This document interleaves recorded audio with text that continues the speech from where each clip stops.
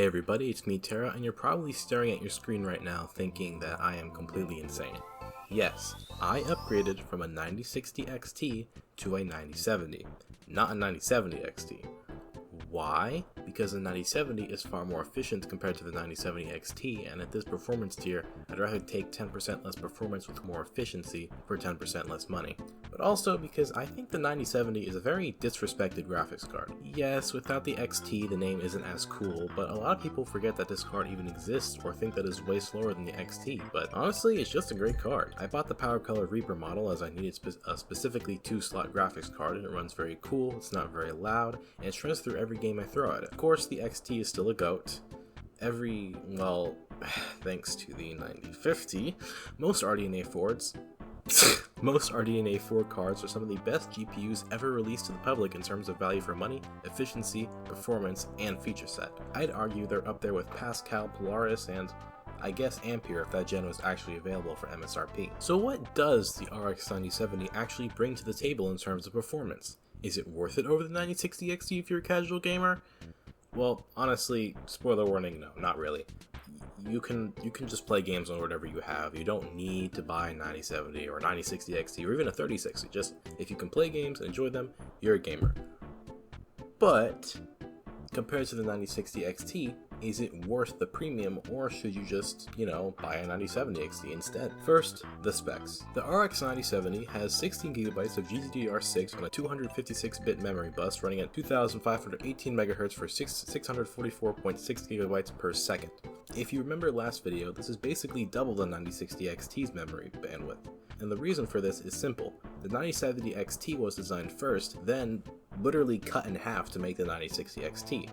Meanwhile, the 9070 is effectively the same card as the 9070 XT with some defective compute units removed and a downclock.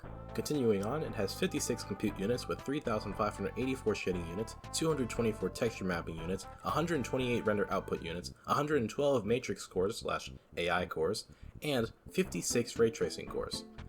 Now, I would like to note that despite not being that much slower than the 9070 XT, the flop count that AMD puts on their website, and also what Tech PowerUp copies for both normal calculations and AI calculations, is far lower than the 9070 XT.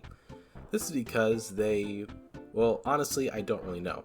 Because when both cards boost to their maximum boost, which is around 3.3 to 3.4 GHz, the 9070 does come very close to the 9070 XT. So besides that little oddity, everything else is pretty much the same as the 9060 XT. Same feature set, same architecture, same everything, besides the fact that the 9070 has 2 VCN 5.0 units instead of 1, which for 99% of people means absolutely nothing. But if you're heavy on encoding and decoding workloads, this is huge, because you now have twice the amount of encoding / decoding streams, and both units can work together on bigger tasks like 8K encoding, leading to lower encoding latency. Finally, yes, I'm still running the Ryzen 5 5600, 28GB of DDR4, but now at 2666 MHz, won't make much of a difference anyway, and a 600-watt EVGA PSU. Yes, 650 is the minimum required, but I promise you, if you tune it for efficiency and the rest of your system isn't using that much power, you can get away with it. I've seen people running 9070 XTs on 650 watts and that card uses 80 watts more power. So, one more thing, even though I said finally, I understand that the benchmark graphics cards need to actually be GPU bound, which wasn't too hard for the 9060 XT even with the 5600, but with the 9070, well, this is where GameScope comes in. It allows me to run games at whatever resolution I want them to, even random esoteric resolutions that nobody has a monitor for, like 1800p. We'll be sticking to 1440p and 4K for most of this test, but this is how I will be GPU bound in most games. Let's see how the 9070 performs in the benchmarks. I'm not British enough to make that sound good. Our first game is Monster Hunter Wilds running at 1800p. Never mind, 1440p, slightly higher settings than 9060 XT, and we're getting, about 20 more frames per second at a higher resolution, and we're actually close to maxing out the 9070's power limit. Now, I don't know exactly why this is happening, because we should still be CPU bound, but I can only guess that FSR4 frame generation is far easier to run on the 9070 than 9060 XT. I don't think it'll make a 20 frame difference, but hey, if the game looks great, runs okay. I can't really complain. Who cares, man? It's plus 100 wilds. Tekken 8's back, and well, it was barely stressing in 9060 XT. It barely stressed at 3060. It's not going to stress in 9070. For this game, I decided to just run straight at 4K with a mod because GameScope didn't want to work, and wow. Yep, locked 60 FPS, no issue. Look, if you really want to play this game on PC and still don't have the hardware, just buy an RX 6600 or something. Hell, you can even run this game on a GTX 1060, like a launch GTX 1060 from almost 10 years ago at 1080p medium at 60 frames per second. In fact, you can run it on a Steam Deck too if you want to play it portably, but those, no. So yeah, just know that if you're buying a 9070 just to play Tekken 8, you're completely wasting your money, but it works pretty well. The Elder Scrolls 4 Oblivion. No, not the UE5 remaster, the original with some mods. The mod list I have set up right now was especially in testing the 9060 XT, only because of a mod I have called Oblivion Reloaded E3 with the Make Shut the Fuck Upperson preset. On the 9060 XT at 1080p, the GPU was effectively maxed out and averaged 90 to 120 FPS depending on what was being rendered. I couldn't get the game to run at 1440p with GameScope, but the 9070 was also maxed out and averaged 160 to 200 frames per second. This is surprisingly one of the few instances where most of the raw compute advantage that the 9070 has is being utilized, which is pretty neat. And you're probably thinking, why not run Skyrim or the Oblivion remaster? And the obvious answer is that Skyrim, even with community shaders, runs on everything. Well, so does Oblivion, but I also like Oblivion more than Skyrim, even if Skyrim has a far better selection of mods, and the Unreal Engine 5 remaster, I just no. Counter-Strike 2 returns back on Ancient at higher settings, such as 2x MSAA at 1440p, and it's actually slightly better than the 9060 XT did at 1080p. Drop it down to 1440p low, and you're now back to being CPU bottlenecked. Anyways, Counter-Strike 2 loves memory bandwidth and nvidia graphics cards, but that doesn't matter right now. Of course, even then, the 9070 is incredibly overkill for esports titles, and if you're good enough to compete in tournaments anyway, you're going to be provided with different hardware. So, yeah, you're not going to be buying a 9070 for esports, but for single player games, it's great. Titanfall 2 is back yet again, and I figured we can probably just crank it straight to 4K without much consideration for human life, and wow, 4K max settings locked 144, yay! To be fair, the 9060 XT wasn't being strained very much in this game, and neither was the 3060. To be honest, I'm 99% sure the 9060 can at least run this game at 1440p 120ish with some settings tweaks, but it will probably be memory bandwidth bottlenecks. I will say this game looks absolutely insane at 4K, like one of the best looking games I've ever seen, honestly, but that's Titanfall 2. Now, instead of Resident Evil 4 Remake, we're going to do Resident Evil Requiem.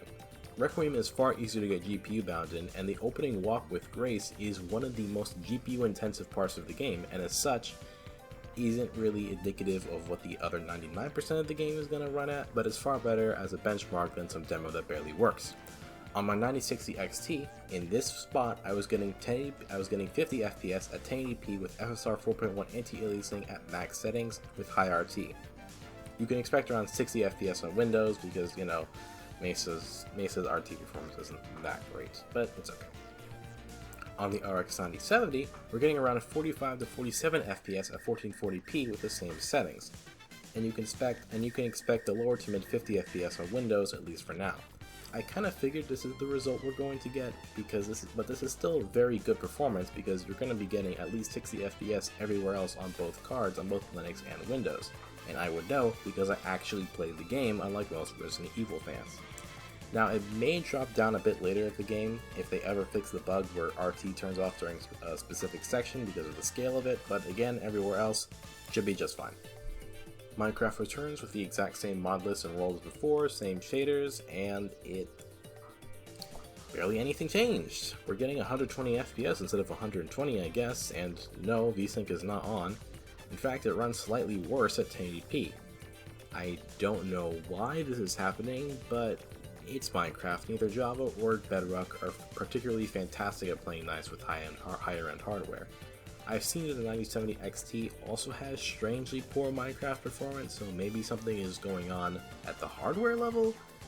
I'm not exactly sure. I expected at least 140 FPS, but again, this is an issue, and to be honest, yesterday I was doing some pre-testing and I found that it had very playable performance in Render Pro screenshot settings at 4K compared to the 9060 XT, but I do not have the exact numbers.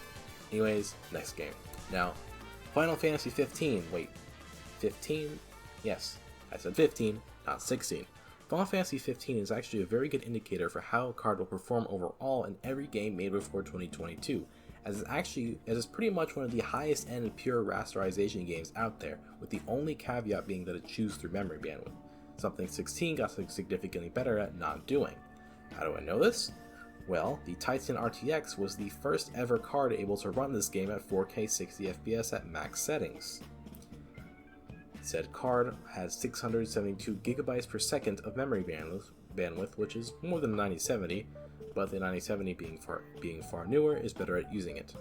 Anyways, on the 9060 XT, this game was suffering at 200% resolution scale at the highest settings, and now the 9070 chews through it with no problem. I would like to note that I have watched other benchmarks of both the 9060 XT and 9070 in Final Fantasy 15, and they just get a higher frame rate than I do. Yes, I booted into Windows as well to test and got about the same results that I did on Linux, and I have absolutely no idea why.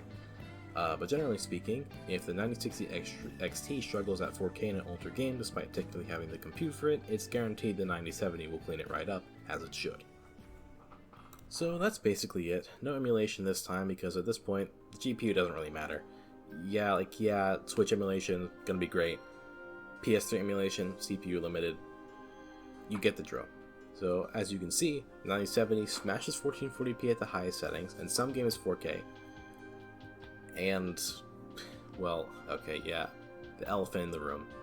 The MSRP of this card is $550, and I personally bought it for $689. Some models have even appeared at $700 at this point, and would I say it's still worth that money? Honestly, at this point in time, yeah, you're getting most of the way to 5070 Ti and 5080 performance, just like the 9070 XT, for far cheaper, and is the most efficient high-end graphics card overall, which matters for harder regions or regions where electricity is super expensive. And there's also just no card in the used market that can really keep up with the 9070 for a meaningfully lower price. So yeah, there's the 7900 XT, and I already said that's one of the goated cards in terms of value. But as of right now, compared to the 9070, you're only saving about $100, and you're not getting a warranty. You'll be using far more power, and even though the 7900 XT is slightly faster in raw rasterization, that slight performance benefit will be immediately lost by using official Intate FSR4. And I know a lot of people will be like, but I play native without that AI stuff anyway, so I'll be just fine. But look, dude, it's 2026. You should really be using some kind of machine learning upscaling or anti-aliasing, even if it's XeSS. Now, don't get me wrong, the 7900 XT is a fantastic card, and you're not gonna hate buying it compared to the 9070. It's just, I'd argue the 9070 is technically better value than the 7900 XT, unless you need that 4 extra gigabytes of VRAM. There's also the 3080 Ti, which is still quite a bit slower and has less VRAM and uses 134 watts of power and doesn't have AV1 encoding, but it is $200 cheaper and can still play a lot of games at 1440p and 4K. So if you need that $200 for, say, a new power supply, well, there you go.